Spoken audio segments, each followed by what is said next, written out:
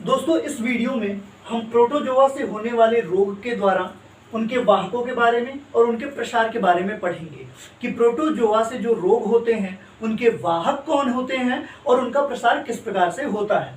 तो अगर हम पेचिस की बात करें, जिसको आप डिसेंट्री के रूप में भी जानते हैं, पेचिस का जो वाहक होता है वह होता है एंट अमीबा हिस्टोलिका, यानी कि एंट अमीबा हिस्टोलिका के माध्यम से पेचिस होती है मनुष्य के शरीर में। ठीक है, मनुष्यों में ही पाया जाता है। प्रोटोजोआ है, यानी प्रोटोजोआ का जो नाम है वह है एंट अमीबा हिस्टोलिका, जिसके द्वारा पेचिस या डिसेंट्री होती है।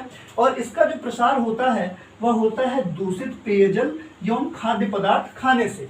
अगर आप दूषित भोजन खाएंगे, दूषित पानी पिएंगे या अन्य कोई दूषित पेय पदार्थ या खाद्य पदार्थ ग्रहण करते हैं तो उससे आपको पेचिस या डिसेंट्री हो सकती है।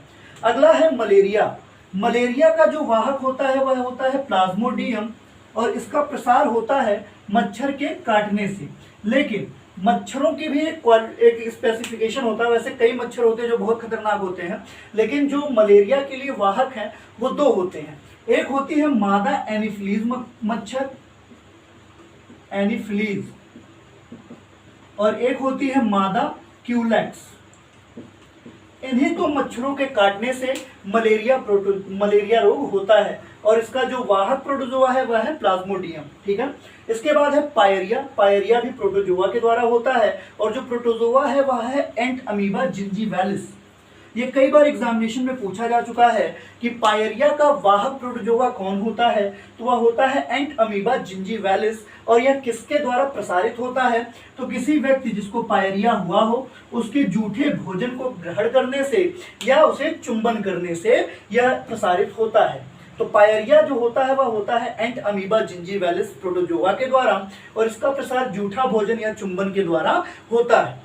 अगला है श्वेत प्रदर, जिसको आप व्हाइट डिस्चार्ज के नाम से जानते हैं।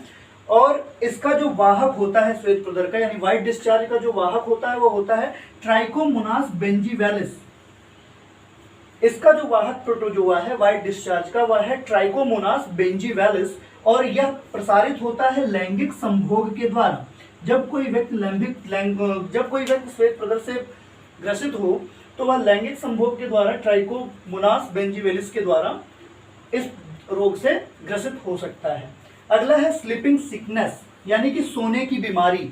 जो लोग अधिक सोते हैं उनको स्लीपिंग सिकनेस के अंतर्गत देखा जाता है और इसका जो वाहक होता है वो होता है ट्रिपैनोसोमा।